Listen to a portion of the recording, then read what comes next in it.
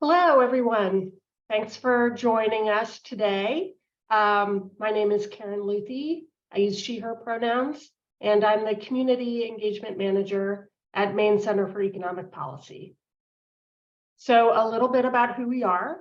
Through economic policy research, issue framing, and legislative advocacy, Maine Center for Economic Policy develops and advances policy solutions that support economic security, shared prosperity, thriving communities, and a fair budget and taxes to secure improved economic opportunity for Maine people throughout their lives. So thank you again for joining us for today's conference to explore corporate consolidation and power and the tools to challenge that power. The outsized influence of corporations on the well-being of Maine people and communities is an ongoing focus at MECEP. And among our top priorities is advancing policies that check corporate power and hold wealthy corporations accountable to contributing their fair share. So when we talk about corporate power, we're focusing on corporate consolidation and the building of monopolies that hurt people and communities. This has also been a major factor in the rising cost of living and threatens democracy by stacking political power in favor of those with wealth. When we talk about corporations paying their fair share, we're talking about tax fairness. Corporations are raking in record profits and using accounting schemes and tax loopholes to get out of contributing what they owe to the infrastructure, supports, and services all Maine people rely on. Ultimately, what we want to see is Maine as a place where everyone, no matter where they live or how old they are or what they look like, has the tools and opportunities to be healthy and happy. So today we will have two sessions, each featuring MECEP policy analysts in conversation with our distinguished guests. The first session is on the impacts of corporate consolidation, and the second is on improving tax fairness. So a little housekeeping before we start. Please be sure to drop any questions along the way in chat, and we will take them at the end of each session. And if you haven't already, please introduce yourself in the chat. Tell us your name, your pronouns, and where you're from. In between the two sessions, we will have a 10-minute break and a little fun activity in there in case you don't need the full 10 minutes.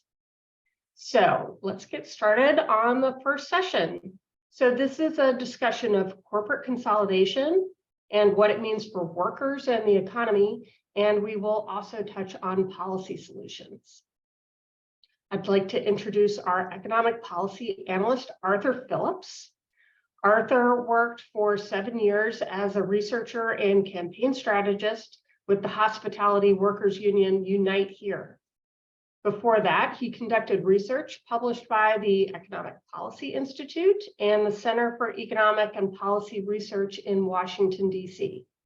Welcome, Arthur. Thank you, Karen. So as Karen said, my name's Arthur Phillips. I use he, him pronouns, and I'm thrilled to be here with you all today. Thank you all for being a part of this discussion. So as Karen kind of alluded to, over the past several decades, there's been a really steady concentration of market power to the point where today a small number of firms, if not just one, control the majority of critical sectors in our economy. Some of these are obvious, like tech giants, Amazon, Google, and Facebook that come to mind, retailers like Walmart or the world's biggest oil companies. But the breadth of corporate consolidation and control is so widespread that it's almost unbelievable. From drugstores to pharmaceutical companies and health insurance providers, appliance and mattress manufacturers, office suppliers, eyeglass makers, semiconductors, auto components, rental car companies, airlines and railroads, food service and food processing, all of these industries are dominated by one or a small number of corporate giants. And this impacts our lives in ways that are hard to understand and which we sometimes don't fully appreciate. So we are very lucky today to have the perfect guest to help us make sense of what this means for workers, consumers, small business, and rural communities alike.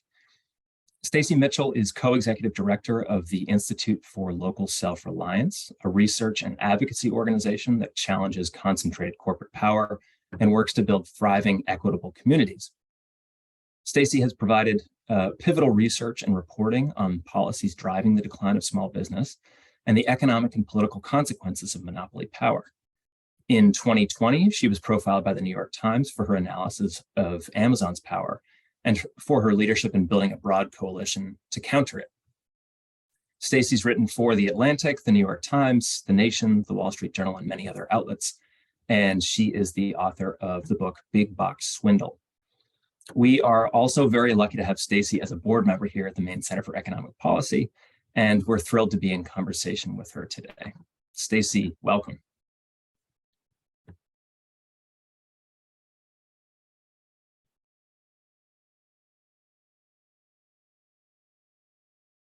And Stacy, I think you're still on mute. Oh, there we go. There we go.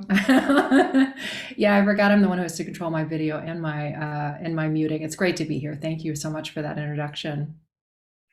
Great. Well, Stacy, I'm hoping that just to kick us off here and get us all on the same page, could you speak briefly just to how concentrated the economy has become overall? And broadly, what are the most harmful effects from your perspective of outsized corporate power? Yeah, I mean, I think the level of concentration that we're seeing right now across the economy is really unprecedented. I mean, you could go back to maybe right before the Great Depression in the 1920s and see a high level of concentration and a lot of the same effects that we're experiencing now. But really, we're even past that at this point. I mean, you mentioned a number of industries in the introduction, and wherever we look, we see this. I mean, the retail sector, for example, has become highly concentrated.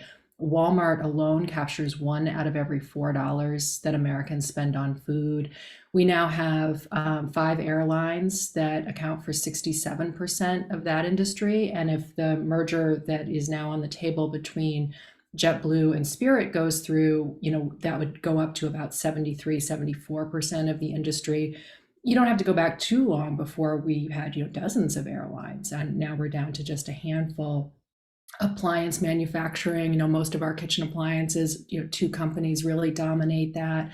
The rental car sector, internet access, there are 2 companies that dominate internet access. And in many regions, you only have one choice of broadband provider.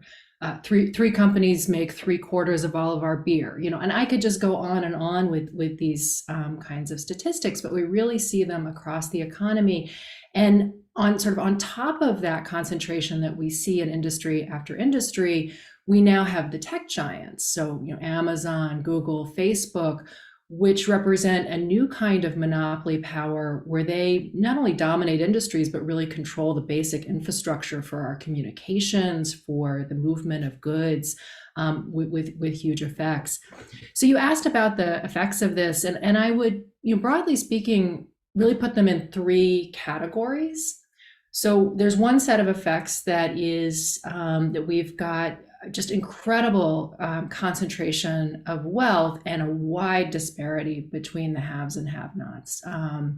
And that has happened because, really you can look at it in 2 ways. If you think about the economy in terms of making a living, corporate concentration has done 2 primary things to our ability to make a living. For one, it has caused a huge decline in the number of small businesses and made it much, much harder for people to start and grow businesses. So the ability to go out there and create your own living, as it were, has been greatly diminished, whether you're small business, farmers, anybody in that category. And then the other thing that's happened is that as corporations have consolidated, they've had more power to hold down wages. And so for people who work for a living, consolidation has also reduced their incomes. And so this begins to explain this extraordinary growth and inequality. So that's one set of effects. A second set of effects has to do with the way that concentration has really made our economy less productive and more fragile. So concentration, we know, has reduced innovation because there are just fewer companies competing, coming up with new ideas. If you have a monopoly or a near monopoly, you don't really have to work for it. And you don't really have to come up with new ideas. And that's a problem. And we also see that a lot of our supply chains are highly concentrated, and we really experienced the effects of this during the pandemic, when, lo and behold, there are 4 companies that process almost all of our beef. One of their plants goes down and suddenly we don't have meat on our shelves, and there are lots of other sectors where this is true. So that fragility and lack of productiveness in our economy. And then the last category of effects, and probably the most important, is what this does to our democracy. When you have this kind of concentrated power, you have a set of companies who rule our lives in a lot of ways, rule the fate of our communities, and have extraordinary power over our government. That was a really fantastic answer for setting up this conversation. I think that to your first point, just about the tremendous power that the largest employers have in pushing down wages and the power for the ability for workers to demand better working conditions, I want to speak to a report that you recently published on the growth of corporate dollar stores across the country. I found some of the findings in the report I found truly mind-blowing. You found that nearly half of all new stores in the US in 2021 were corporate dollar stores, and that last year alone, 2 companies, Dollar Tree and Dollar General, opened 1,700 new stores. And so you talk in the report a little bit about how this is often characterized as, filling the need in economically distressed communities for some kind of cheap retail option, when in fact, you argue that it really is a driver of that economic distress. Can you speak to some of what you uncovered in the report? I think it's relevant to Maine, and particularly about how those chains appear to target marginalized Black and Brown communities. And what can we learn from this example about the racialized impact of unchecked corporate power? Yeah, absolutely. We first began looking at this issue in 2018, and I think the assumption has been that when you see dollar chains out there, you sort of assume, well, and just to step back here, we've got Dollar General and we've got Dollar Tree, and Dollar Tree owns both the Dollar Tree brand and the Family Dollar brand, and so it's really 2 companies, 3 brands. They're publicly traded, and so it's those 2 entities that I'm referring to. We were looking at their growth, and I think the assumption has been, well, these are coming in and sort of filling a need in places that need this sort of service, or where really people looked at it and said, well, all of these dollar stores, they're really a symptom of disparity and people struggling. And as we began to really dig into the question, what we found, in fact, is that these stores are not just a symptom, but they're actually a cause of economic distress. And that they come into cities and small towns and use very predatory tactics to drive particularly grocery stores out of business, that they often mass in particular urban neighborhoods and in rural areas, like building large numbers of stores, and that they use that as a way to really prevent other kinds of businesses, particularly new grocery stores, from coming in, and effectively lock in poverty and distress in those communities. We found in 2018, when we were doing this work, we mapped a bunch of cities across the metro areas across the country, and we overlaid the dollar stores with a percentage of Black residents by neighborhood, and also a second map around income. And what was fascinating looking at those maps was that clearly these stores were targeting neighborhoods based on race. It was just very clear, not just income, but race very clearly. That has subsequently been demonstrated by Jerry Shannon, who's a geographer at the University of Georgia, and sort of an empirical study looking at that connection. So the dollar chains, they come into urban neighborhoods, Black and Latino neighborhoods, and open dozens, sometimes hundreds of stores, drive out existing grocery stores, and then become the only place that people can buy food. And of course, the dollar chains sell a very limited range of packaged processed foods, nothing in the way of fresh produce. And their presence in such large numbers makes it very difficult for someone to start a grocery store in that. So it's a very predatory kind of location strategy. They do the same thing in very rural areas. That's the other type of community that they target. And we can see this in Maine. They'll come into very small towns. They'll often locate across the street or next door to the only grocery store in town and succeed in driving it out of business. And the reason that this is, this is an issue of a sort of unfair playing field, because you might look at this and say, well, that dollar store that came to that town, obviously they won, like people chose to shop there. And so that's what people want. But that's not in fact the case. We found that most people continue to shop at the grocery store. But what happens is that the dollar chain will peel off the kind of higher margin packaged food sales. And they'll take just enough of that the grocery store left selling fresh produce, fresh dairy, things that spoil easily, that it's hard, that you don't make margin on, you maybe even lose margin on. And then they find themselves, even though they're more popular, sinking into the red and ultimately going out of business. And then people are left either having to subsist off the dollar store or drive a long distance to get to a grocery store. So this is a really, I think, one of the really destructive trend that's going on. And I will just note, you mentioned the incredible growth of these stores. It's important to note a couple of things. One is that Maine, while we have a lot of dollar stores, we're not anywhere near the level of dollar store density that you see in other states. So if we have to assume that these chains want to grow to the level of density that they have in Tennessee and Georgia. If they did that, it would double the number of dollar stores that we have in Maine. And so this is a trend we really need to get ahead of. And I would point out that there have now been over 70 cities and towns across the country that have rejected these proposals, many that have put in place ordinances to limit the dollar stores. And so along with our most recent report on this, which is called Dollar Store Invasion, if you want to learn more, we also released a strategy guide for communities that looks at how you can stop these stores and how you can address some of their impacts. That's really fantastic. Thank you. And so glad that you're providing both types of resources for folks to kind of learn how this phenomenon has come into being and how it's used, and then also how to push back and mobilize their communities.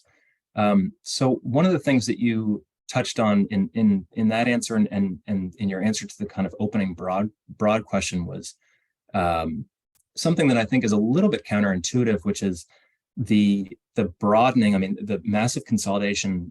Sometimes people associate efficiency with scale and size, but I think the point that you're making is that there's actually it actually creates more brittle and fragile industries in some cases. And also with Dollar Tree and Dollar General, you're seeing kind of these food deserts. And I want to talk a little bit about pharmacies, which kind of shows us in some ways a similar trend to my understanding, but I want to kind of hear more from you. Many of us grew up relying on a locally owned pharmacy for medicine and prescription drugs. I grew up going to my local pharmacy for penny candy. And yet in the past decade, we've witnessed this incredible consolidation in the pharmacy industry. And at the same time, through the past 3 years in the pandemic, we've relied on these massive corporations in a really vital life and death way for coordinating and distributing vaccines and COVID testing. So can you describe some of the implications of that consolidation that we've seen in the pharmacy industry and the concurrent decline in the locally owned pharmacies? And particularly, maybe you could touch on the impact that has in rural communities, including here in Maine, where folks might have very few, if any, pharmacy choices. Yeah, it's a great question. And this is one of the impacts of consolidation is that there are lots of places that lack basic services, grocery stores, pharmacies, reliable broadband. I mean, just, that this is really just hurting the basic functioning of our society. Pharmacies,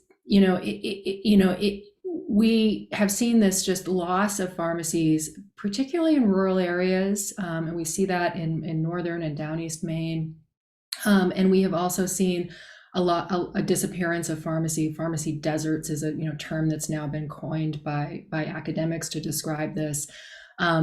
particularly in Black and Latino neighborhoods. And so South Side of Chicago, for example, large areas without a pharmacy nearby. And so again, it's a sort of parallel trend that we're seeing both in rural and particular kinds of urban neighborhoods. One place where we're not seeing a loss of local pharmacies is the state of North Dakota. In the 1960s, North Dakota passed a law that says if you want to operate a pharmacy in the state, you have to be a pharmacist. Their thinking was that this is a healthcare operation, and therefore it should be run by a healthcare professional, not by a corporation. And so North Dakota does not have any chain pharmacies. They have a few that were grandfathered in the 60s, but there's no Walgreens, no Rite Aid. If you go into a Walmart, there is not a pharmacy in the Walmart, and so on. It's all locally owned independent pharmacies. And we thought this was really an interesting way to test the kind of hypothesis that's out there, because the assumption about that decline of independent pharmacies that we all have is, well, small businesses can't compete. They're not as efficient as the big guys. They don't perform as well as the big guys. And, we may miss them, but that's just sort of part of the way the market goes. And here's North Dakota. It's like, well, we have a real live case study of what happens when you just have independent pharmacies. So we did a study and went and looked at this. And what we found is that North Dakota has more pharmacies per capita than any other state in the country. They have a lot of pharmacies. And in particular, those pharmacies are distributed across the state. So if you go into the least densely populated, the most remote communities in North Dakota, you're twice as likely to find a pharmacy there as you are in neighboring South Dakota in similarly kind of rural districts. And in the cities in North Dakota, you have lots of choices. If you don't like one pharmacy, you've got lots of other choices. Whereas in the cities in South Dakota, you've got just a couple of chains at most that are operating, and you don't really have a lot of options. So there's more access, more choice in North Dakota. There's also a higher level of care. We know from consumer reports and a lot of other studies that have been done that independent pharmacies spend more time with patients, provide more health advice, do more free screenings. They are much better healthcare providers than the big chains. And North Dakota has among the lowest prescription drug prices in the country. So how does, this seems to be a really remarkable illustration of the fact that the independents in many ways are outperforming the chains. They're out-competing. But that leads you to this question of well, if they're out competing, why isn't it that in states like Maine and every other state besides North Dakota, why isn't it that we see independent pharmacies growing in numbers and the chains actually declining? That's what you would expect to see, given that they are better and lower priced. And the answer to that conundrum is something called a pharmacy benefit management company, a PBM. There are 3 dominant PBMs that control most of our prescription benefits. And what a PBM does is it works with your health insurer. Your health insurer sort of farms out making decisions about prescription benefits to these companies called PBMs. And they decide which drugs are covered by your insurance, and they decide what the pharmacist who dispenses you that drug will get reimbursed by your insurance company, what that reimbursement rate will be. Well, lo and behold, we've got 3 PBMs that dominate the market, and all of them own their own mail order pharmacies. And one of them, CVS, is the nation's largest retail chain. So just to pause here, it's just extraordinary. If you're an independent pharmacist, you rely on your biggest competitor to determine what you're going to get reimbursed when you fill a prescription. Not surprisingly, those reimbursement rates have been slashed. A lot of times independent pharmacies are filling prescriptions where they're actually losing money because they're being reimbursed less than the cost of the drug. A few years ago, CVS slashed reimbursement rates and then sent letters to independent pharmacies saying, we know it's really hard to be a pharmacist these days. Would you like to sell your store to us? And so this is what's going on. We have just this incredible market power abuse. Straight up monopoly, bullying, driving independent pharmacies out of business. And one of the points that we have really been making is that if we crack down on these PBMs and really deal with this problem, we could see like a rebirth of pharmacies in rural areas, in urban communities that need them, a new source of business, a new source of healthcare, and that's the kind of economic regeneration that we could see if we actually took monopoly power seriously. So, in talking about cracking down and actually taking monopoly power seriously, it does feel like kind of in the common consciousness and among lawmakers and policy experts, there is more attention to monopoly power than even just a few years ago.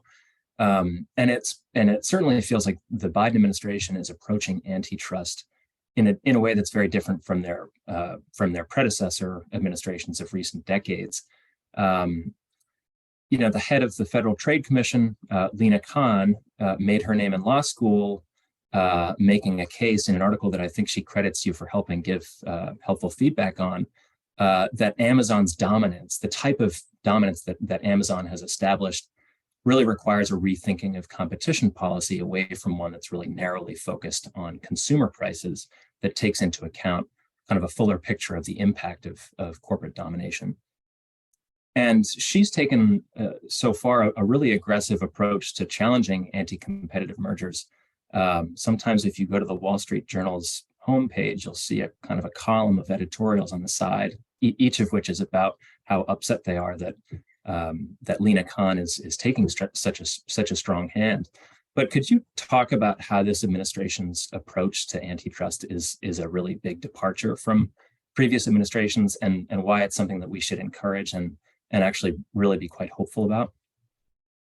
Yeah, it's one of the most exciting things that's happening in policymaking right now, and I think underreported. There needs to be more awareness of this. Part of it, to sort of answer that question, I actually have to go back one step, which is to say we have very strong anti-monopoly laws. Our antitrust laws are super strong. The United States has really led the world, beginning in the 1880s and 1890s, all the way through to 1950. We passed a series of very strong, very aggressive laws to check corporate power, to break up monopolies, to disperse power widely. All of those laws remain on the books, and have a lot to do with the widespread prosperity that existed in the middle of the 20th century. And we can talk sort of more about that period if you like, but those laws remain on the books.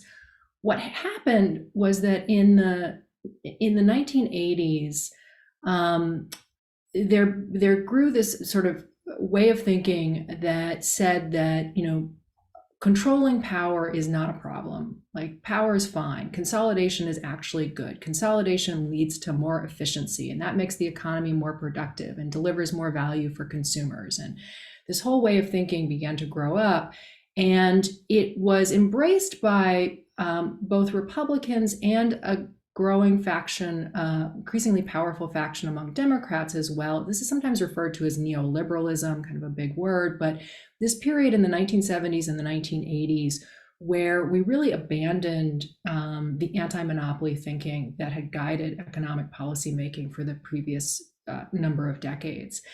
And we did, when Reagan came into office, this was really codified, and what they didn't repeal the laws. They knew they couldn't get that through Congress.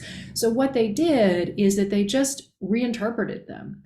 They essentially looked at these laws and said, these laws are really about maximizing efficiency, and therefore bigger is better, and consolidation is actually a good thing. And we changed how we think about mergers and how we enforce or don't enforce the antitrust laws. Essentially, ideology shifted, not the law, is a way of saying this.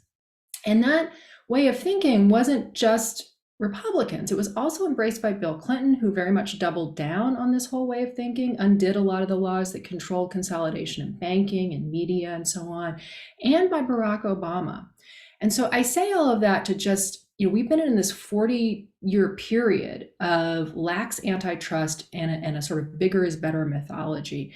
And Biden has shifted in a new direction. And so it's really exciting. When he came in and shortly after he came into office in 2021, he issued an executive order on competition in which he called on all of the agencies across government to go after concentrated power, to use all the tools at their disposal. It's a long order with a lot of components for a bunch of different agencies, including Department of Justice, and suggestions to the Federal Trade Commission, the two agencies that are in charge of our antitrust laws. And he gave an extraordinary speech at the time that he did that, in which he just repudiated this 40-year thinking. He said, we're now 40 years into the experiment of letting giant corporations accumulate more and more power. And where have we gotten from it? And he goes on to name all of these problems. And then he says, I believe the experiment has failed. A total repudiation of this way of thinking. And so he appoints two people to lead the antitrust agencies, Jonathan Cantor, and you mentioned Lena Khan. Jonathan Cantor at the Antitrust Division of the Department of Justice, Lena Khan at the Federal Trade Commission. And they have been dusting off these laws, bringing enforcement back into line with the way that Congress originally intended. And among the long list of things that I could mention about what they've done, I'll just highlight a few. They are revising our merger policy, which basically tells antitrust enforcers when to block mergers. That merger policy was revised under Reagan in 1982, dramatically weakened, has basically been the same for the last 40 years. In the next week or so, we're expecting to see their new proposal come out around merger policy, and that is going to be a huge shift with hopefully the federal government saying no to a lot more mergers. They have, at the FTC, has opened a study, an inquiry into PBMs, which we were talking about earlier, and is taking an aggressive look at what's going on in that sector. They've opened an investigation into some of the supply chain issues and the ways in which big grocers, including Dollar General, are benefiting from their power over suppliers to the harm of independent grocers and the communities that they serve. The FTC has proposed a rule to ban non-competes, which is a really big deal for workers, especially low-income workers, who surprisingly are under these non-compete bans, prevents them from being able to get a better paying job. We've also seen both of these agencies say that monopoly power isn't just about about potential harm to consumers, but it's also about the harm to workers. And so the Department of Justice filed and won a lawsuit to block a merger in the publishing industry on the grounds that it would actually lower incomes, not just raise prices, but lower incomes. That's a big deal in terms of the shift in policy that says what happens to workers actually matters in terms of antitrust. And we have seen a lawsuit to break up Google, which is really important. And I'm expecting that we're going to see a lawsuit around Amazon, and hopefully one that will seek to break it up. That's fascinating. And thank you for the kind of the historical background too, about just kind of the reinvigoration of laws that we've long had. So you mentioned Amazon, and we should definitely touch on that. Amazon has obviously come to have an incredible impact on our economy, not just on booksellers, as maybe we thought about it, 15 years ago or so, but on basically everything we buy, and on everyone who sells things, and on everyone who works in distribution and warehousing. You've noted some of the progress within the Biden administration in the last couple of years. And I think that you've, in your work, you've also highlighted some growing kind of bipartisan appetite for bringing some of these challenges and potentially breaking up Amazon's major business lines, regulating its online marketplace so that sellers are treated fairly. So we don't have Amazon doesn't have a physical presence here in Maine yet in the form of a distribution center, warehouse, for example, but can you speak to just the profound impact it nonetheless has on our economy, and kind of maybe a little bit about where you see some of the potential ways that the federal government or otherwise can kind of is working to maybe fight back or push back on that? Yeah, Amazon doesn't only dominate markets. I mean, they dominate the online retail market, but they have essentially become the infrastructure that other businesses have to use. So more than 2/3 of the time when, 2/3 of Americans, when they want to buy something online, they start right on Amazon. So they're not going to Google or search engine and saying, I want to buy running shoes and seeing a list of options that would include Amazon and your local running shoe store, other competitors. Instead, most people are starting right on Amazon. And a lot of the reason for that has to do with Prime. Being a member of Prime makes you start on Amazon. Amazon sells Prime at a loss. It's kind of a loss leader strategy to hook people into making Amazon their first and only choice when shopping online. What that means is that if you're a business that makes or sells anything and you want to reach consumers online, you have to sell on Amazon. Either as a third-party seller or by selling to Amazon, as a vendor and them selling your product. You have to be on Amazon. You can, so it's a terrible choice for small businesses across, small and mid-size and large businesses across Maine. Anybody who makes or sells anything, you're faced with this, okay, well, I can operate my own website or I can sell on another platform, but basically I'm hanging my shingle out on a dirt road that 3 people walk down. Or I can sell on Amazon. But if you sell on Amazon, now they compete against you because they sell their own stuff on the same platform. They control where you show up in the search results.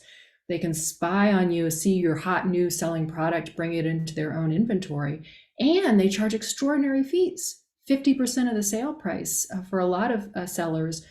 When you buy from them on Amazon, 50% goes right into Amazon's pocket in the form of these inflated fees because they're the only game in town, so they can charge sellers whatever they want.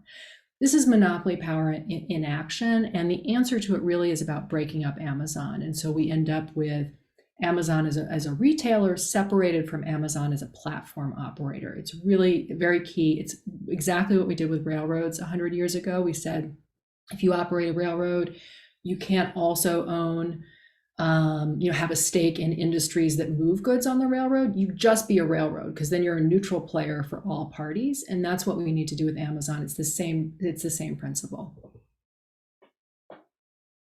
That's great. Thank you. I just also want to follow up very briefly, just in terms of kind of the role of the role of small business. So we at MECEP push for progressive, people-friendly policy like paid leave. And sometimes we hear from small businesses that they're nervous about the impact of those things on their precarious bottom lines. And on the other hand, small business is sometimes used as kind of a cover for large corporations that want to avoid paying more in taxes to provide benefits to workers. So can you say just very quickly kind of what you've seen about working with small businesses to promote progressive policy like paid leave, which is one of our top priorities here in Maine this year? Yeah, there's a lot in that question. I think that it is, I think when it comes to social insurance, it's important that we provide that at a social level, that it's provided across the board, and done really by government. And the reason for that is it can be hard if you're a small business and you've got 10 employees and say it's there's a confluence of things and 3 of your staff people are going to be out because of, for an extended period of time, and you're going to be paying them and trying to figure out how to pay someone to do the work that's not being done, right? So that can actually be hard. It's just a scale thing. And if 3 people are suddenly in that situation at a 10 person firm, it's hard. And so this is why we socialize insurance. It's like we are all going to face these kinds of costs. We're all going to be out for family reasons or have medical issues at some point. And so we share in that and cover the cost broadly. And then no one is particularly, that's the reason for that system. And so I think, in general, when it comes to insurance, health insurance, that type of thing, what we should be looking for is universal public options and to really see that kind of social insurance is a great tool for entrepreneurship because it means people can go out and start businesses knowing that they're covered in terms of health insurance, knowing that things like childcare and so on, a paid family leave are covered. And they can have the safety of being able to start a business or work for a small business with those things taken care of. So I think we really have to understand those policies as pro-entrepreneurship policies. I'm not a big believer in like carve outs, in terms of, smaller businesses should be exempt from certain kinds of things. There are cases where that does make sense, where some of the regulatory stuff is really written for large companies, and we should not necessarily tangle up small businesses in those things. But in general, I think, the other thing that I think is kind of embedded in your question that's important to lift up is that,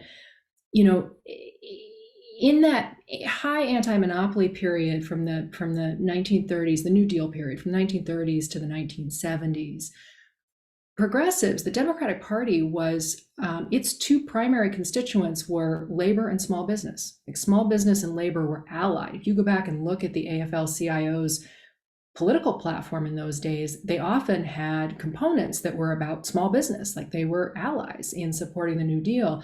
The thinking then at that time was, that the primary role of a democracy should be of government in a democracy should be to check corporate power, not let private entities gain too much power, and to disperse economic power widely. And so small business and labor unions were actually very much seen as like two sides of the same coin. They were both ways of empowering ordinary people to have a say in their own economic livelihoods and well-being. And so there was an alliance there.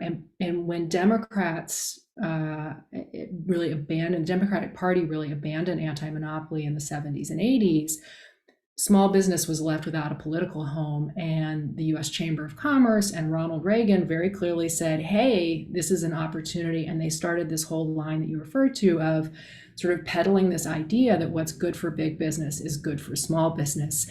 40 years later, we can look out in the world and see that that's obviously not the case.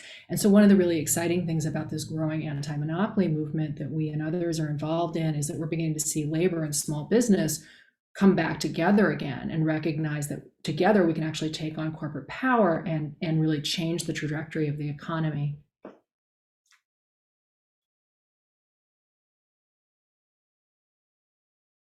I think Arthur's mic might have failed, but I will I will jump in.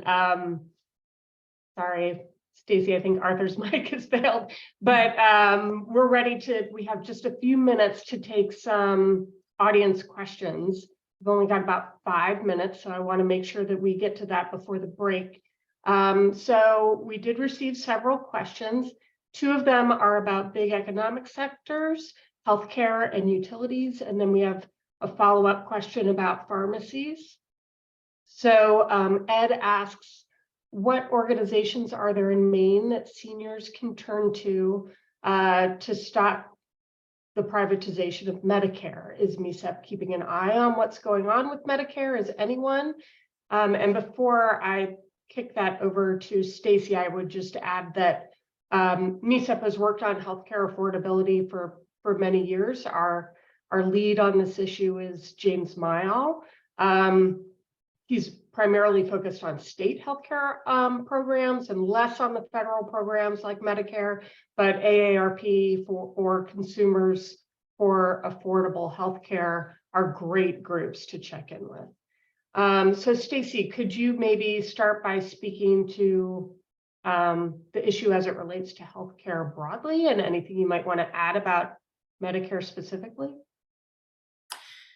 Yeah, we've seen incredible consolidation across every part of the healthcare industry. We've now got these vertically integrated firms. In the case of CVS, they own Aetna, the big insurer. They own this pharmacy benefit manager. They own retail pharmacies.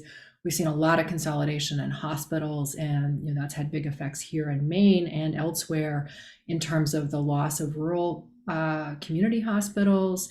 In a number of big cities now, there are these dominant, in Philadelphia, for example, dominant hospital chains, and that consolidation is a major reason that we've seen healthcare costs going up. It's been documented when hospitals consolidate, cost goes up, service comes down. They close some of those smaller local hospitals, leaving places without a local hospital. Just problems across the board. We see it in the high cost of drugs, insulin, for example.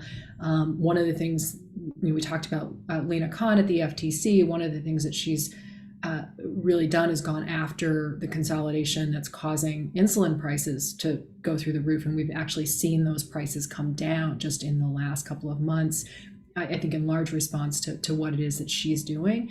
So healthcare is one of the worst and most problematic sector in terms of the effects of consolidation, and one of the areas where we are seeing focus from the Biden administration, and hopefully it's going to begin to help the situation.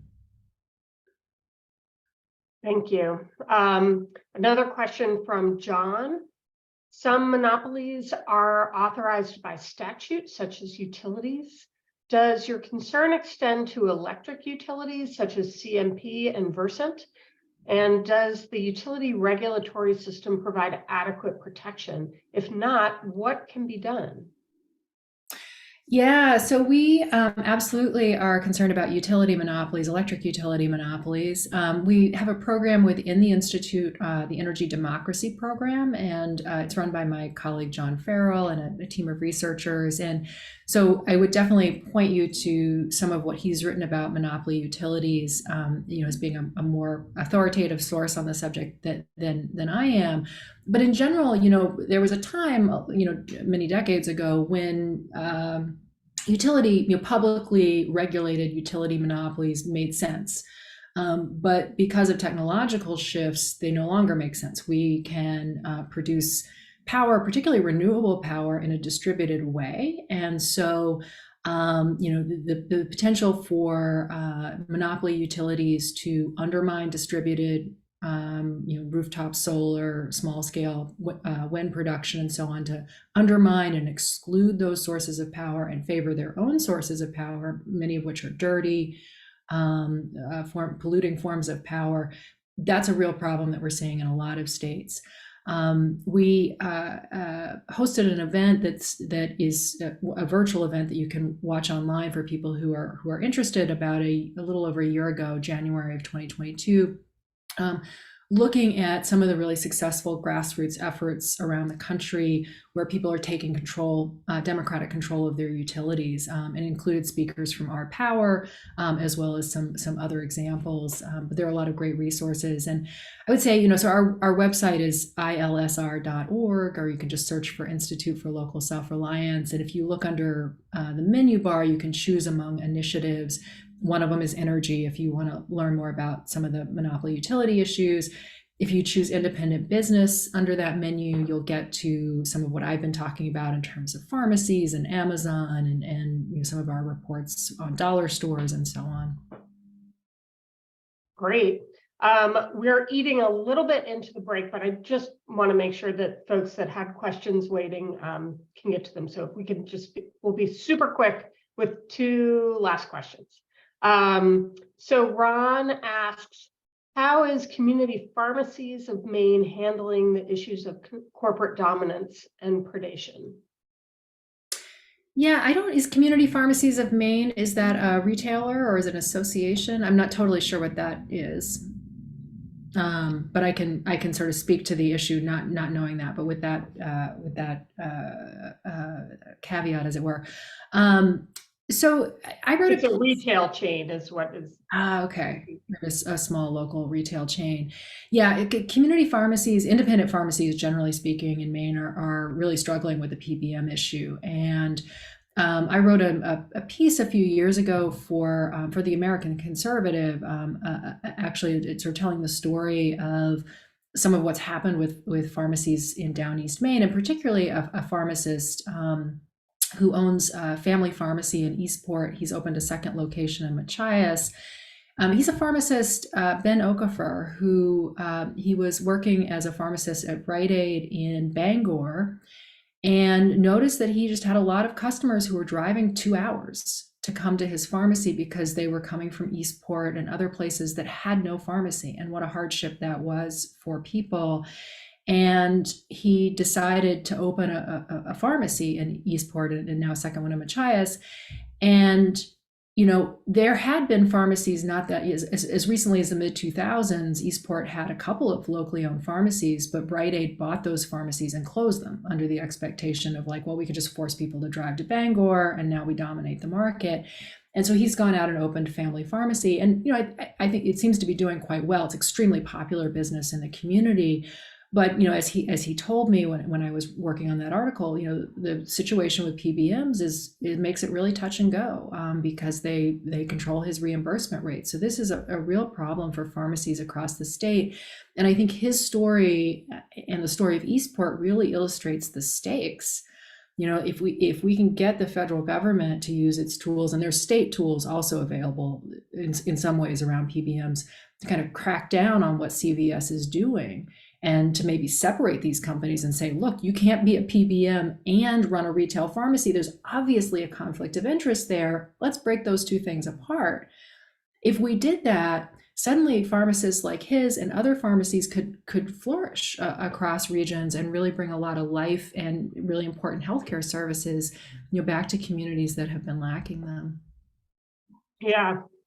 Thank you. Thank you so much. And I'm sorry that we can't get to the rest of the questions, but our team will look at them and follow up with people individually and try to make sure that we get some responses to those. Do want to make sure that people get a tiny break before the next session, but Stacy, thank you so much. This has been a really, really interesting conversation. And I think we're all like, oh, this is rich stuff. So thank you again. And all right, welcome back, everyone. Hope you had a good little break. And thanks for playing our trivia game with Kara. I think she now has a new fan club. All right, so we're going to jump into session 2 right now, which focuses on corporations and taxes and how to improve fairness in the tax system, like closing loopholes and other policies, including what changes Maine can and should make. So I would like to introduce Maura Pillsbury. She is our state and local tax policy analyst. She works on tax expenditures and local issues. Maura spent over a decade reviewing the effectiveness of federal and state programs, and she's also a community organizer, which is how I met her, and a school board member. Welcome, Maura. Thanks so much, Karen. And hi, everyone. My name is Maura Pillsbury. I use she, her pronouns. And as Karen said, I am an analyst at MECEP focusing on state and local tax policy. And I'm so excited to have all of you joining us today, along with our panel of experts to discuss tax fairness and corporate accountability, which are very important issues in Maine. As mentioned at the beginning, we all want to see a Maine where people can thrive, where every person has an opportunity in a community where they can have a good life. And achieving that is really up to all of us and our collective taxes that we pay for investments that get us there, like healthcare, clean water, good schools, and safe public spaces. Our taxes all support these things. And when someone's not paying their fair share, that undermines all of our ability to build a future for Maine that we really want to see. So it's no secret that corporations have used every tool at their disposal in their toolbox to reduce what they owe to this shared pot. And MECEP has long been interested in how the tax code treats corporations in addition to individuals. And we've increased our focus on that space in recent years, which has been really exciting. And that's been a big focus of my work.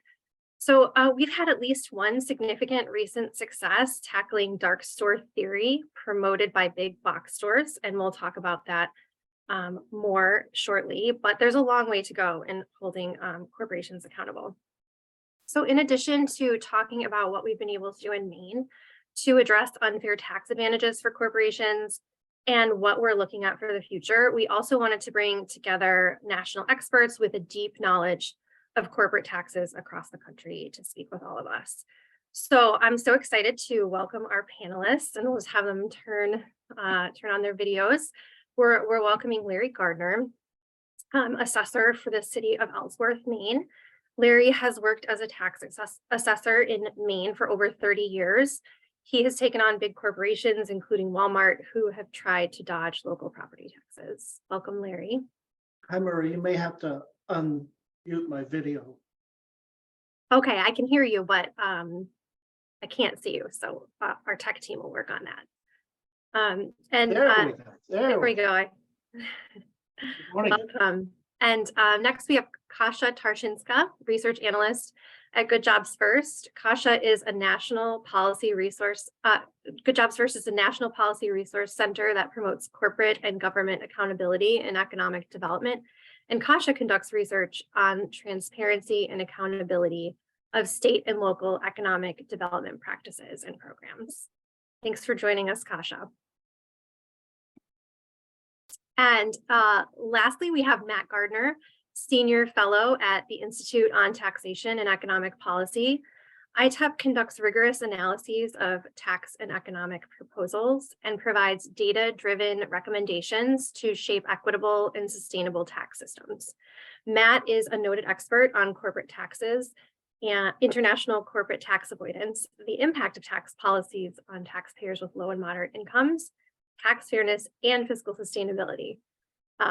Great to have all of you joining us today. And I think I can see you all, except perhaps for Matt. We'll just ask you to turn on your video when you can. So welcome. Hi. Kasia, I wanted to start with you because I know you have extensive experience researching business tax break programs and policies across the country. And we've been seeing a lot of these proposals in Maine this year. We see them every legislative session that give businesses big tax breaks. And this seems to be a go-to strategy that garners bipartisan support. Can you explain to us why states create these policies, why this seems to be the first inclination when states want to induce like behavior on the behalf of businesses? Right. So thank you, Maura, for having me today during this great conference. So state and local governments spend approximately $90 billion a year on economic development subsidies. So these are different forms of financial assistance that governments provide to individual companies. And tax breaks are the ones that we know the most about and are in a way the most often used. But just to add, governments also provide companies with free land or cheap land and train workers at those companies. So why we offering those subsidies? Because this is the system that has been in place for a very, very long time in this country. This is how economic development has been done in the United States. Very often, politicians believe that to win a company, to win a project, they need to play this game. They need to offer those tax breaks. And to be honest, a lot of public officials also believe that this is a good thing to do. If we subsidize companies, we might bring some benefits. But corporations also have a lot of power here. They can come into a state, they can come into a locality, and then they can just simply say that, well, if you don't give us a tax break, we will go somewhere else. We'll go to a neighboring state or neighboring locality. And public officials don't really know if this is true or not. So there is this imbalance in information where a company wants to locate. So very often subsidies are being offered. And are these effective in producing economic development? Do we know? Right. So research after research shows that subsidies are not an effective economic development tool for a few reasons. One of them is that companies don't really need those subsidies to operate. Research has shown that at least 75% of subsidized companies would locate where they located, even without that subsidy. In Maine specifically, one audit of a subsidy program showed that 87% of companies that received that subsidy would make the same location decision even without that subsidy. So 87% of companies received subsidy even though they didn't need it. So that's why this is a reason why we at Good Jobs First like to use a word subsidy rather than incentive. because it's just a proper representation of what is happening in economic development. And very quickly, I want to mention one thing about why subsidies are not effective, because they also contribute to racial and income inequalities.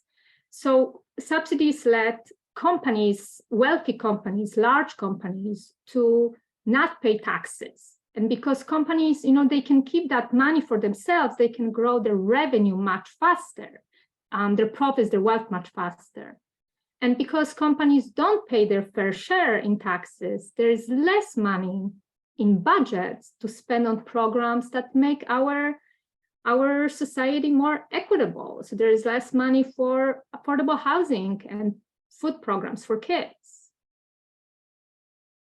That makes sense. It seems like it's consolidating wealth among those corporations that already hold the wealth. Right. And in Maine, we have several proposals, as I mentioned, typically every legislative session to provide these kinds of subsidies. I know this session we're seeing proposals for tax breaks for businesses to provide childcare, employee training, and capital investment, as well as more targeted proposals focusing on visual media, often referred to as Maine's film tax credit, and research and development. Has there been research on these specific types of incentives, Kasia? Right. There's been a lot of research, for example, on film tax credits, because they are programs that are extremely inefficient in creating economic growth. So research after research on film subsidies shows that, one, they don't generate film production, don't generate jobs, they don't contribute to economic growth in a region, they only bring temporary jobs. For every dollar invested in film tax credits, states recoup a dime.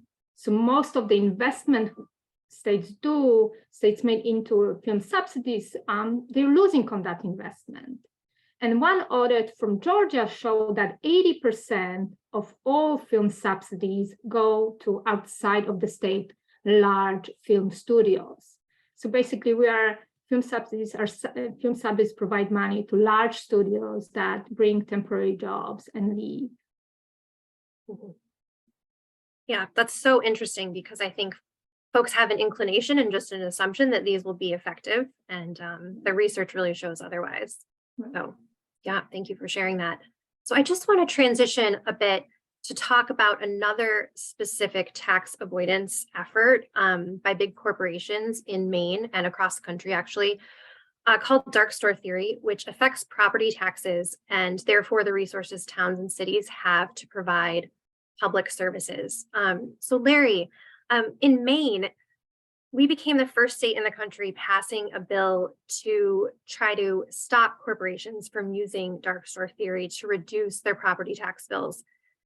Can you start by explaining this tax avoidance scheme to us? Yes, good morning. Well, good afternoon now. Yeah, the dark store theory, it's a strategy used by big retailers as a way to lower their property tax. And they'll argue that regardless of how well they're doing, their tax amount should be similar to those of vacant buildings, as if they were gone, but their building is still there.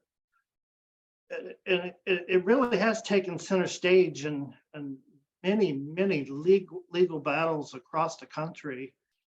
And the key question is, should fully operational big box retail stores be taxed as if they were closed? And of course, here in Maine, we decided no. And I think most assessors anywhere, knew that dark store theory was bad. But it was hard to defend. It's a lot of money to take cases to court, and then it's here in Ellsworth we had Walmart. But even before Walmart, this was years before Walmart, Home Depot tried it, but they lost at the local board level and did not appeal further. We also had a Lowe's that actually went dark.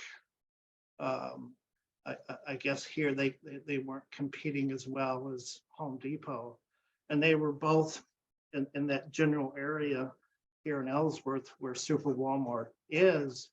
But even Lowe's, though they just went dark, they didn't try for a tax abatement. They went dark and they sold for $3.2 million to Jackson Lab, which is now the entire property is tax exempt.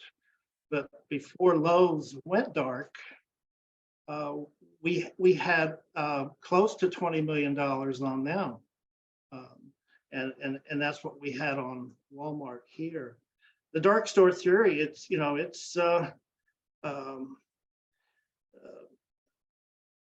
it just doesn't make sense. And thank goodness our legislators stepped up and passed this law, which basically says you have to be assessed at your highest and best use at the time of the assessment, which every year is April 1st.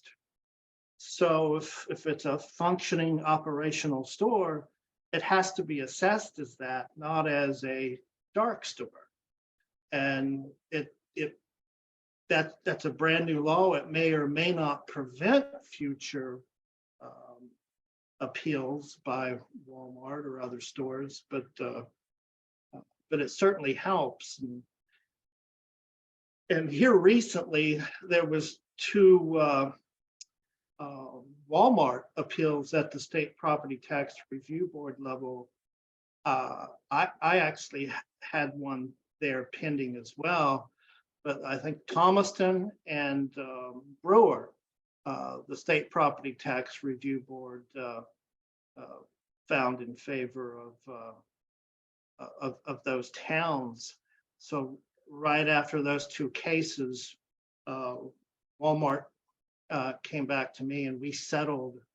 We had $20 million on it, and we reduced it 500,000 down to 19,500,000. The tax assessment. Yeah. Yeah. And what impact has this had on the community, or what potential impact has this had? It sounds like they come to you and dispute your property tax assessment, and then they bring it to the State Board of Appeals. And this sounds like a very involved process, and they're trying to get out of paying what you've assessed their property value as, right? Yeah, they've asked, they typically ask for half of whatever the assessed value is. Mhm. And not all assessors, there's not a state manual that says every assessor in every town or city in Maine has to have that assessment per square foot, and this is what the land value should be. It's all based on what those assessors determine what the value is in their communities. So the assessed values were all over the board. We had 20 million here. I think it was Saco had just a little over 20 million. And these were the Super Walmart big box stores. But yeah, the impact is, you know, it's if they were to have won, well, let me just say that most of the towns and cities with Walmarts did settle, and I think the range is well, with mine is just maybe 1%, but it ranged all the way up to 12% reductions in value. and that, in my mind, that's what Walmart really wants, is not to prove that their value is worth only half of the assessment. They just want to put pressure on the local communities to get something, and a lot of the towns did settle for. But if you know, here in Ellsworth, had there been no legislation passed, number one, they would have stood probably a better chance of winning at the State Property Tax Review Board level. And because of COVID, their appeal process started way back in 2019. So during COVID, the State Property Tax Review Board was basically obsolete. There for 2 years, there was nothing going on. And so, but each year it's a different tax bill. And you have to appeal, you actually have to pay your tax bills in full. And they were paying their tax each of those years. But worst case scenario, had they won a big tax abatement here in Ellsworth over a 4-year period, that would have been $800,000 that the city would have had to reimburse and give back to Walmart. And of course, that would have been a killer. $800,000. You see city council members and budget workshops argue over pennies sometimes with what a department is spending, and to keep the tax rate down. And so it would have been off. We probably would have had to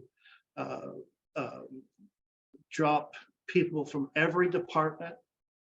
A lot of the nonprofits that do request money, that probably would have dried up.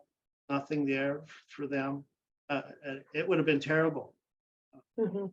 So Yeah, it sounds like it. And we've seen some of those impacts happening across the country, especially in the Midwest, where big box stores have been successful with these approaches in getting out of their taxes. And it siphons, as you said, if they are able to do it, siphons money out of local communities, takes money away from the ability to pay for things like schools and libraries and other local services. So it can really have a devastating impact on local communities, and it would either, limit services or shift those costs onto other taxpayers, right? Onto small businesses or other folks in your community would have to pick up the tab for those taxes that Walmart isn't paying. yeah, it was difficult for Walmart when they first proposed their super Walmart. We had a smaller Walmart that now we have Martin's in, and one of those Dollar Trees now has been built up beside that. But back when super Walmart was proposed, it was very, very difficult for them to get that through here. They did, but it was, of course, very scary at the time for local merchants and even a lot of taxpayers, knowing that they saw the convenience and of having a super Walmart, but the after effects is such as this, a big tax abatement request.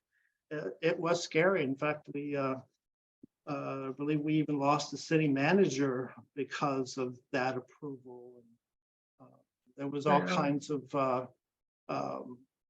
road improvements that lead through Ellsworth to Bar Harbor that had to be made, which of course is when Walmart appraises their properties at the dark store value, they don't consider all those extra costs of of getting such a big box. And I think they call it now omni-channel companies, where I believe I read someplace where Walmart is a pretty close second now to Amazon with selling their products online. So Yeah, and it was so interesting to hear Stacy and Arthur talking about all of those impacts. Well, I'm certainly glad that in Maine, the legislature passed this law to change some of those assessment rules to not allow big box stores to do this. Of course, they're still challenging it, and we've still been seeing challenges around the state. But I wanted to just shift back to Kasia and say, so this was one success we had in terms of passing this law, but how is Maine doing overall in terms of holding businesses who receive tax breaks accountable? Yes, so the short answer to your question, Maura, is I don't know. And I don't know because Maine discloses very little about subsidized companies. So last year we published a report that looked at online transparency of major subsidy programs in each state. So we looked at what type of information the public can see online about subsidized companies before subsidies approved and after. And we had 100 points for each state, and Maine scored 2 points. So Maine is one of the worst states for transparency when it comes to subsidies. We just don't know which companies are getting subsidies for what. Are they creating jobs? Are they not creating jobs? We have no idea. I will add that you can get some of this information through Freedom of Information requests, but the data you get is confusing. It doesn't provide us a full picture of how those companies are doing. And very quickly, it was not always like that in Maine. So Maine, long time ago, had a really good subsidy recipients transparency. Everybody in the state could go online and see how are subsidized companies doing, what's the accountability level. Unfortunately, that was taken away, I believe, around 2008 and never brought back. There is one good news on the accountability side. Maine does have a pretty good system to evaluate subsidy programs. So every year, an independent state agency looks at a major subsidy program, evaluates it, publishes a report. It's a very detailed report. But that program, that report, again, does not look at individual companies, unfortunately. Mm-hmm. So there's really no transparency when it comes to what subsidies companies are getting, what tax breaks they're getting in Maine. There is a little bit. So there is a disclosure for one tax abatement program that was the program is expired now and was replaced with another one. But there is this annual report that lists company names and how much those companies received in property tax abatements. But again, this is a program that is slowly going away. We have this minimum information, and this program was replaced with a new one. And when the new program was created, no transparency was added. So we don't know who's benefiting from the new program, new property tax abatement program. And the rest of the subsidy in Maine don't provide any recipient level disclosure whatsoever. I might add that here in Ellsworth, and I think this is generally everywhere here in Maine, and probably elsewhere in other states as well, is oftentimes, especially for low-income housing or senior housing projects, there's credit enhancement agreements, and it's if the community, the leaders, the city council wish to enter into which we have 2 senior housing projects here in Ellsworth, where 50% of the taxes that they pay are then reimbursed back to them based on these agreements. And that was an incentive to get them to build subsidized or senior subsidized housing here in Ellsworth. Mhm. So switching gears a little bit, Matt, I wanted to move to you. You're an expert on corporate tax avoidance, and you authored a report about how several of the biggest corporations in the US pay $0 in taxes, as our trivia question during the break showed us. How do they get away with this? Thanks. And thanks for having me as part of this, by the way. Yeah, so my organization, ICHEP, has been monitoring corporate tax avoidance for 40 years. And there are actually a couple of broad regularities we found over time that are worth highlighting up front. The one you just mentioned, the zero tax corporation phenomenon, in which we find the biggest companies are able to completely zero out their federal or their state income taxes, or both, in years when we know they're hugely profitable. That's one of these regularities that we see over and over and over again. The second thing, and it's less of a headline grabber, but to me more meaningful and more troubling, is what the average corporation is more quietly doing in Maine at the state level and at the federal level. What I mean by this is when you look at the S&P 500 overall, you see in our work, profitable companies paying something like half of what they ought to be. So if the federal tax rate is 21%, the average company is reporting 11 or maybe 12%. At the state level, where the average nationwide corporate tax rate is probably a bit over 6%, what we see on average is companies paying right around 3%. To me, that's what's really blowing a hole in state budgets, is the average company, not just these high-profile zero tax guys. So why is it happening? For me, it's helpful to put these problems, the problems generating this outcome, in 3 boxes. Box number 1 is federal tax policy. Maine's corporate tax law, like that of pretty much every state, is based on federal rules.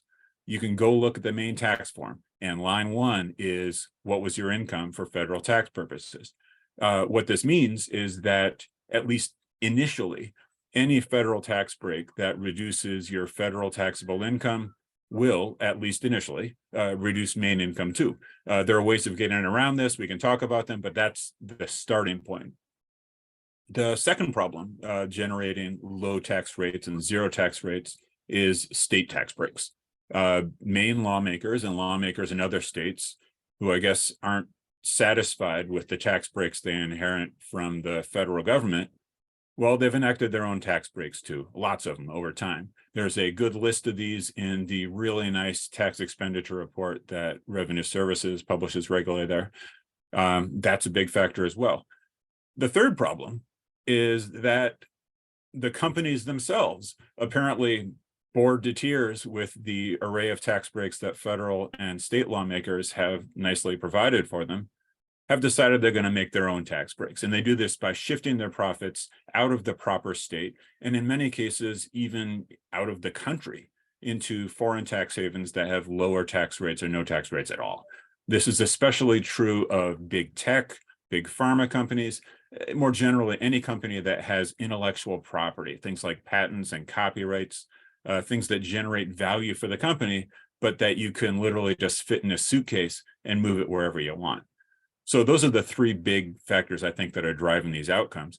And now, the most basic observation you can make about these problems, and you hear this a lot from apologists for these corporations, is that, well, at least the first 2 of them appear to be completely legal. Companies are, and they argue this, just claiming the tax breaks that lawmakers have chosen to provide for them. So, what are you good government guys complaining about? Now, this argument obviously doesn't apply to the third category at all, the offshore stuff, since, to my knowledge anyway, state lawmakers aren't encouraging pharma companies to pretend to earn all their profits in Ireland. But even with regard to the first two things, the federal tax breaks that have been enacted, the state tax breaks that have been enacted, I have limited sympathy for these arguments because, yeah, they're legal, but in many cases, these tax breaks are legal only because business lobbyists have argued relentlessly for years that they just had to get enacted in order to make Maine, to make the US more competitive places in which to do business. And even for the tax provisions like these that are clearly on their face legal, these companies continuously are pushing the boundaries of what these legal provisions allow. There's litigation all the time. So the companies that are using these legal tax breaks, they're really not as innocent as they profess to be.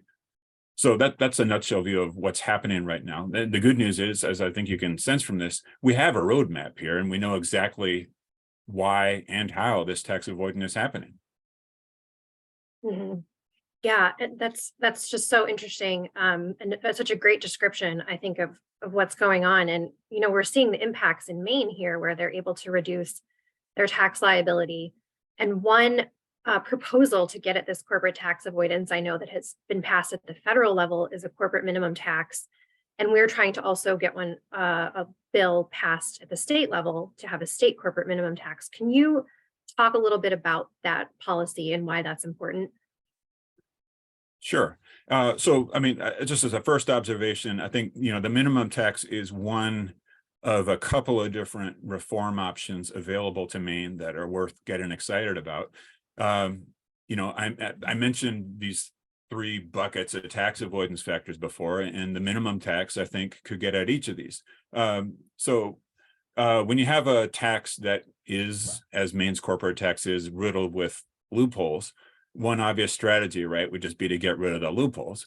But in the real world, that's easier said than done. And we know that business lobbyists will fight like hell to preserve these tax breaks when you go after them, repealing them one by one. So that can be a pretty heavy lift. So the idea with a minimum tax is that instead of repealing specific tax breaks with all the political difficulties that entails, you instead leave the tax breaks intact on paper, but put a mechanism in place that will limit the overall collective effect they can have on a company's tax bill. So go ahead and claim the tax breaks, but collectively, your tax breaks can't lower your overall tax rate below X%, 2, 3, whatever it is.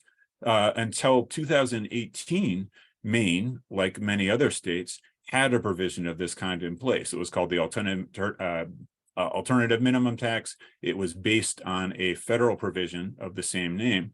But when the 2017 Trump tax cuts repealed the minimum tax federally, Maine's minimum tax went away too. So it's a perfectly sensible idea, I think, to reintroduce an AMT, undoing at least some of the harm that was done to Maine by federal tax cuts in 2017.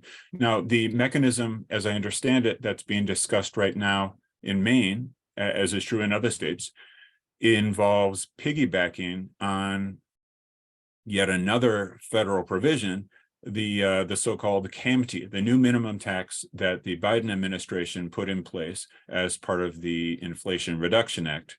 This just took effect at the beginning of 2023, a couple months ago. And the idea, it has a worldwide scope. The idea is to require the very biggest companies, those with worldwide income exceeding $1 billion over a multi-year period, to pay at least 15% of their worldwide income in tax. And so what Maine can do, what other states can do, is to say, for these companies, we're going to require a sort of a parallel thing where a lower tax rate must be paid by these companies on their main share of their worldwide income. So that's one strategy that I think is worth lifting up. Another strategy that I think is worth talking about, at least briefly, is worldwide combined reporting. We know that there's gamesmanship that is being played by companies all across the nation, shifting profits from higher tax jurisdictions to lower tax jurisdictions. In states like Maine that have enacted combined reporting, the incentive to do that, moving it to Nevada or Delaware, that is largely taken away. But the incentive remains for companies to shift their profits offshore. And we know this is happening. So Ireland, for example, the Irish government is now, so much of their GDP is now taken up by offshored intellectual property from US corporations, that they now are moving to a new definition of GDP that excludes all that stuff. And it makes the Irish economy appear like half the size. If Maine enacted worldwide combined reporting, which it would grab income that companies are sending to these Irish subsidiaries and effectively bring it back and impose a US tax on that. And I think that's a pretty sensible strategy as well. Mhm. Yeah, absolutely. And that's something that MECEP has been involved in advocating for in the past.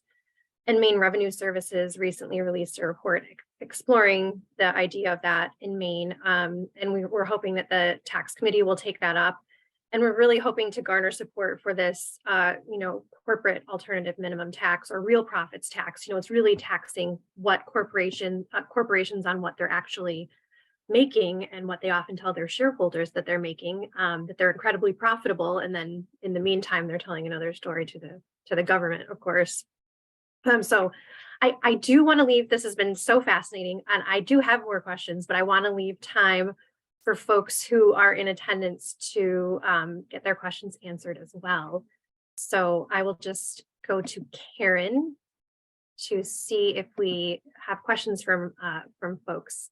We do, and thank you to our amazing panel. That was super interesting. So we have a question from George who asks, why doesn't state of Maine require annual market updates? This is the best way to tamp down real estate speculation and maintain real-time property tax equity. Few towns do that, even though the technology is there. I think this is a question for you, Larry. Market updates. Well, the assessors have the authority to make adjustments based on the trending of the market, whether it goes down or it goes skyrocketing. And I think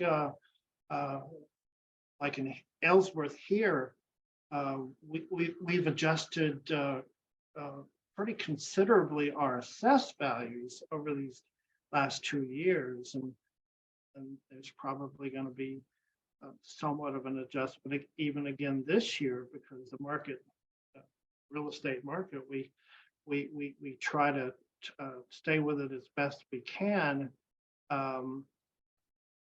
But one thing we learned back was it 2007? We were actually doing a townwide door-to-door mass appraisal, which hadn't been done and since I think 1990.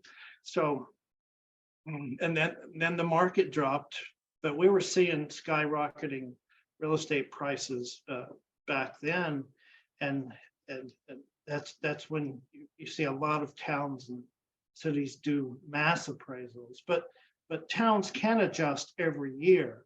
The state requires that the assessed value be, on average, be above 70% of market value.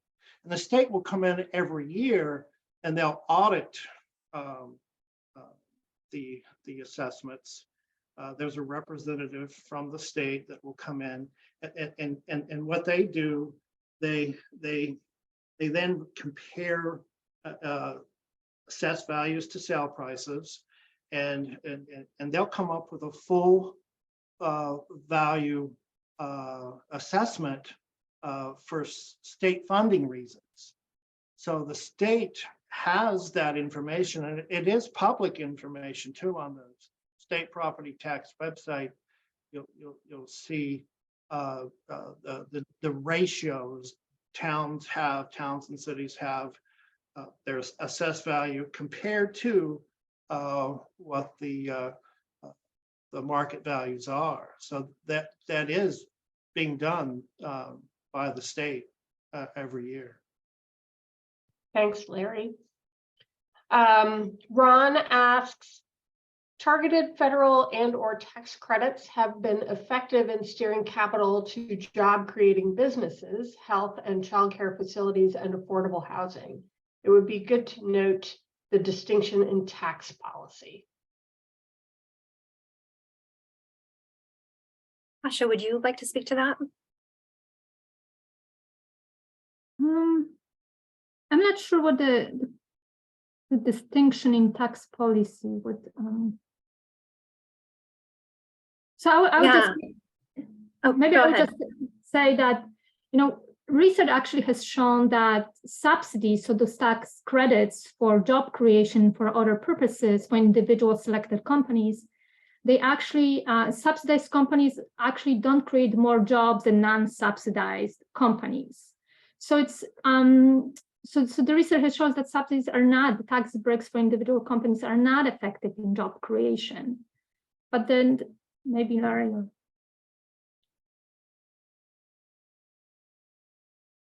What now? Oh, the second part of the question. What was the second part? The second part was about noting the distinction in tax policy between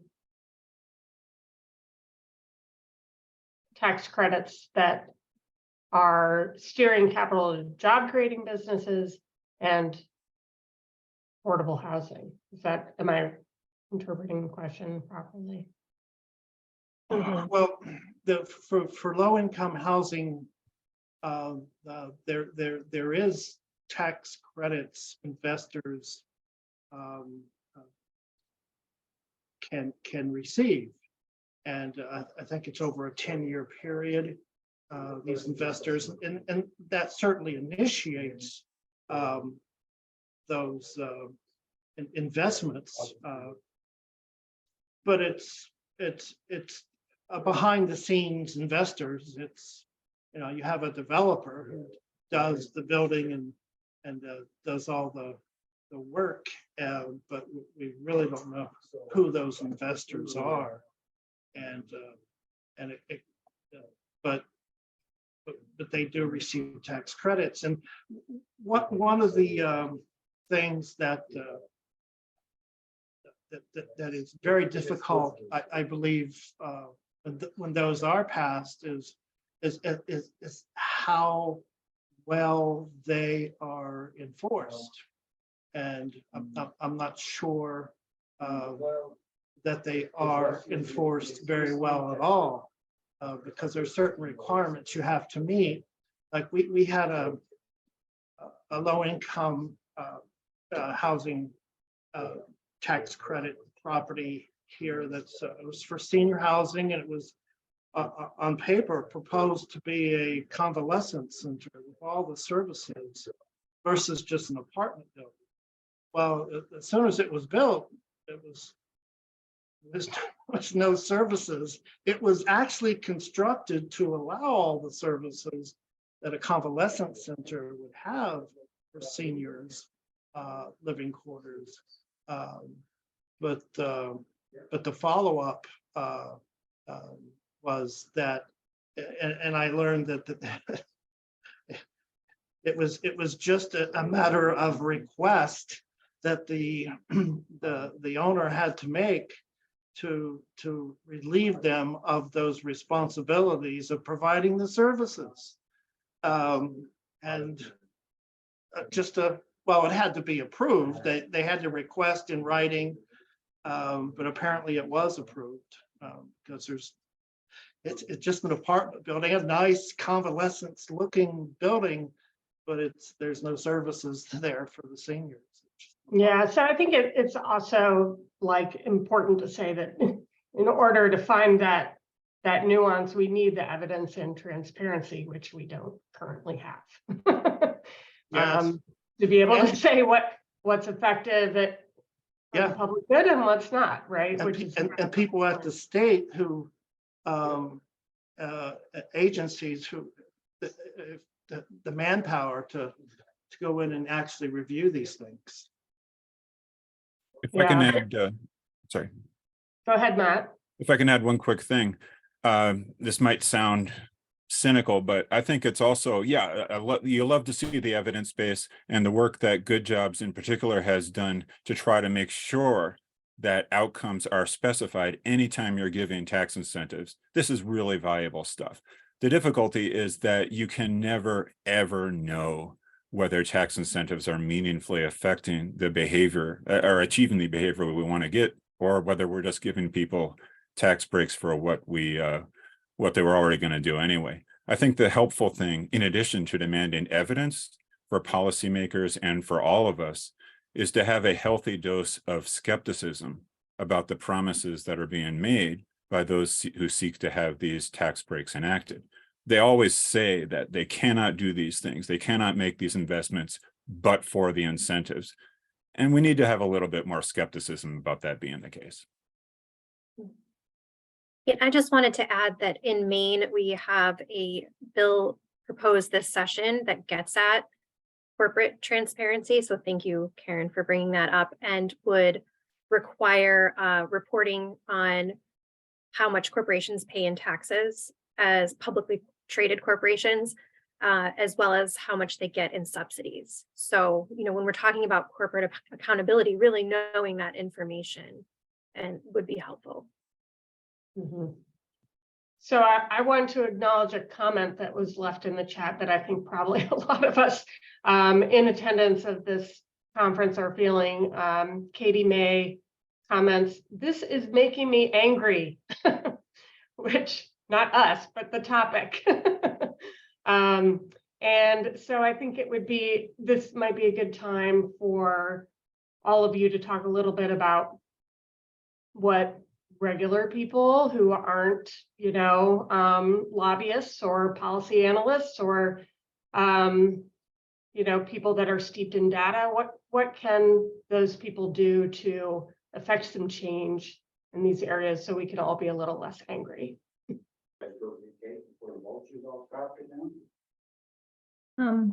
I can go first.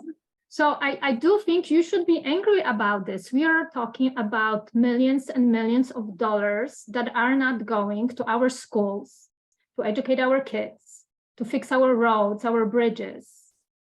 These millions of dollars are going to huge, wealthy corporations so that their owners can be even more richer.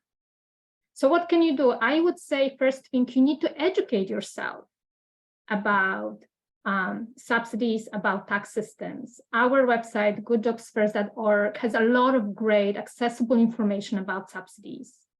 So please visit our website and be outspoken. Ask very tough questions the next time a subsidy deal comes to your community or there's a program proposed in your legislators. Ask tough questions, not only about benefits, but how much this deal is going to cost my community. How much money my school is not going to get because of this deal. What else we can do with this money if we collected the tax? And remember, first thing that corporations care about is skilled labor force, so our education system, and working infrastructure. So that's what they're looking for. They're not looking for subsidies. So be active, be outspoken, ask a tough question, and educate yourself. I might add that I think it was last month, the Wisconsin Supreme Court ruled against the dark store theory for Lowe's. And though they didn't have state legislation to prevent dark store theory at the Supreme Court, they lost. And hopefully that's a sign that these higher courts, of course, that means the municipalities or the counties, whoever is defending against these, have to spend money on lawyers' fees to get there, instead of a big settlement. But that's a good sign. That I think maybe judges, courts are starting to be more educated on perhaps appraisal principles. And one of the things I've found in the courts is that they don't very much like the replacement cost minus depreciation approach to value. So the assessors, when they do have a big box retail, they need to be educated, if they're not already, on using the income approach to value, which is the revenue minus expenses, and capitalizing that, and it does work. And also try to find more market sale data, but that's the Wisconsin Supreme Court. That's a good sign that you don't need state legislation if the judges are actually understanding dark store theory. Yeah, thank you. So Matt, do you want to have the last word Sure. on this before we Sure. wrap up? Two quick things in terms of what to communicate to people, what to say to people. Thing number one is everyone needs to understand that at the state level, there's no free lunch. Every $1 million of corporate tax revenue given away is coming out of somebody else's pocket. And any other way you could choose to provide that $1 million is going to be more harmful for middle income families, for low income families, and small mom and pop businesses, the people we all really care about. The second thing is, I talked about cynicism before. I think we've been way too uncynical in our view of corporate rights. We've elevated corporations to the status of legal persons in this country. A lot of what Stacy has said, a lot of what her work has done focuses on this issue. It's an important issue, and we need to think about the role companies play in our lives in a much more skeptical light than we have so far, and that includes legal action through the courts. Great. I do also want to let people know that we're going to have a tax expenditure report coming up from Morrison that's going to get into a lot of these issues. But we are just out of time. We ended exactly at 1 o'clock. So I want to quickly thank all of our panelists here and Maura and Arthur, and just let people know that we have a really super fast evaluation form that would really help us in planning any future conferences. And we'll have there's a link to that in the chat. And also please do follow us on social media. We love to see your comments there and are super responsive to people's questions. And we will be sharing out a recorded version of this with everyone who attended. And we'll also share our contact information with you. So thank you so much, everyone, and have a great rest of your day. Thank you.